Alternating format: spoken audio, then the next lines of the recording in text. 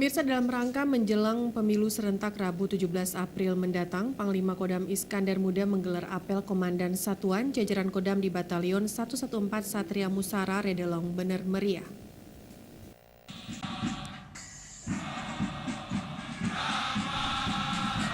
Apel Komandan Satuan jajaran Kodam Iskandar Muda digelar di Batalion 114 Satria Musara Redelong Bener Meriah, dipimpin oleh Panglima Kodam Iskandar Muda Majen TNI Teguh Arif Indratmoko, diikuti oleh seluruh Komandan Satuan jajaran Kodam Iskandar Muda, mulai dari Kasdam, Kapendam, Korem, jajaran Kodim hingga Koramil.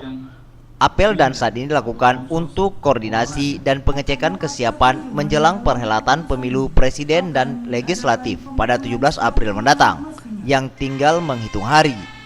Orang nomor satu di Kodam Iskandar Muda mengingatkan aparat TNI agar terus menjaga kesiapsiagaan dalam membantu Polri mengamankan Pileg dan Pilpres. Kodam Iskandar Muda mengerahkan 2/3 kekuatan jajaran Kodam atau sekitar 7.000 lebih personel lengkap dengan peralatan untuk membantu pengamanan wilayah Aceh pada Pileg dan Pilpres nanti. Sekarang kita sedang melaksanakan apel dan sat, di mana seluruh para komandan satuan yang ada di jajaran Kodam Iskandar Muda berada di sini, sekaligus melaksanakan berbagai kegiatan.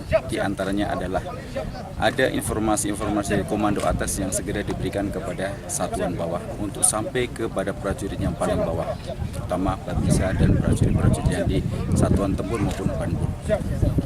Di antaranya adalah bagaimana menjaga netralitas TNI di dalam pelaksanaan Pileg dan Pilpres 2019, sekaligus langkah-langkah membantu Polri dalam pengamanan Pileg dan Pilpres tersebut.